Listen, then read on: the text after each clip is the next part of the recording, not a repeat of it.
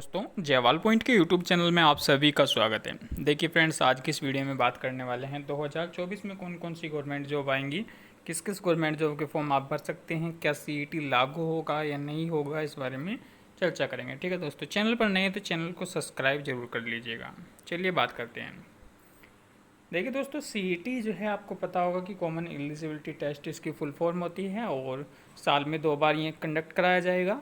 ऐसा जो है सरकार का की मंशा है सीईटी को लाने की, लेकिन सीईटी लाने के बाद कुछ ना कुछ विद्यार्थियों को नुकसान भी है इसमें, और काफ़ी सारा नुकसान है क्योंकि अब ये 2 बार एग्ज़ाम देंगे और फिर उसके बाद पता नहीं चलता कि कब भर्ती आए, किस आधार पर आए, किस बेस पर आए।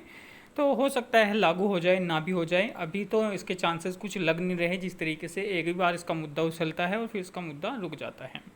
ठीक है दोस्तों, तो देखिए अगर सीईटी लागू नहीं होता और जिस तरीके से फॉर्म आ रहे थे उसी बेस पर आते रहेंगे तो आपके सामने एसएससी के फॉर्म आएंगे।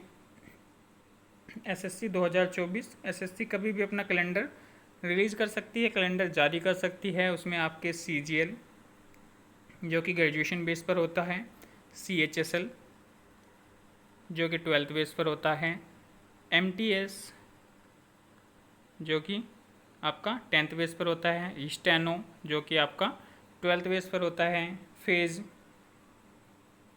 जो होते हैं वो उसमें तीनों आते हैं आपके, जो आपका 10th है, 12th है, ग्रेजुएशन, तीनों बेस पर आते हैं आपके।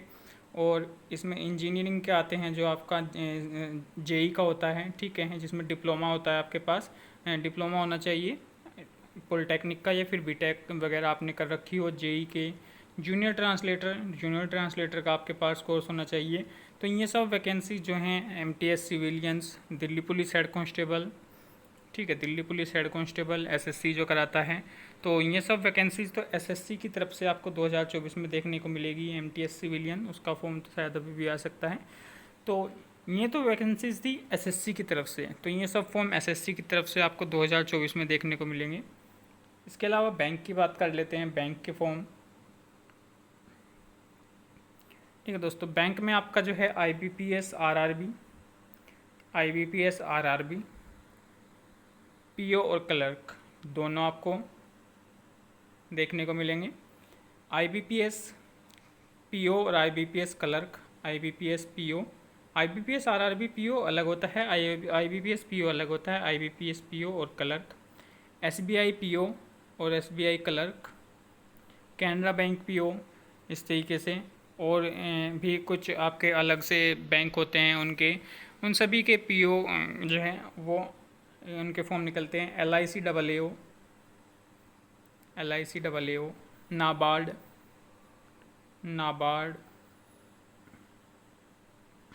इसके अलावा रेलवे के तो आपको 2024 में देखने को मिलने के पूरे चांसेस ही हैं, क्योंकि जो चुनाव है 2024 में, उससे पहले कहीं ना कहीं रेलवे की भर्तियां आने के पूरे चांसेस लग रहे हैं। रेलवे में ग्रुप डी, एनटीपीसी, एएलपी, ठीक है दोस्तों, और RPF constable, RPF head constable, ये सब भर्तियां जो हैं रेलवे की तरफ से आपको देखने को मिलेंगी। इसके अलावा कुछ और भी वैकेंसीज, जैसे ईपीएफओ की हो गई आपकी, ईपीएफओ वगैरह की वैकेंसीज हो गई। फिर टीचिंग की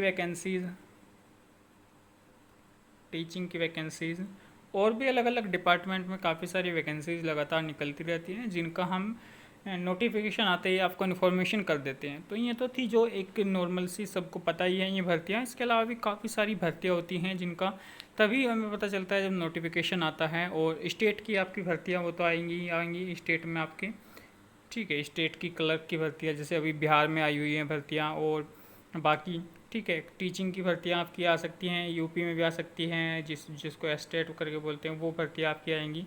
सी टेट के फॉर्म तो आपके हर साल निकलते ही हैं, वो आपके निकलेंगे। यूपी टेट के फॉर्म हर साल निकलते हैं, वो आपके निकलेंगे। ठीक है दोस्तों, टीचिंग की भर्ती आपकी केवीएस में, डी ट्रिपल एस बी में भी आपकी भर्तियाँ आती हैं हर साल।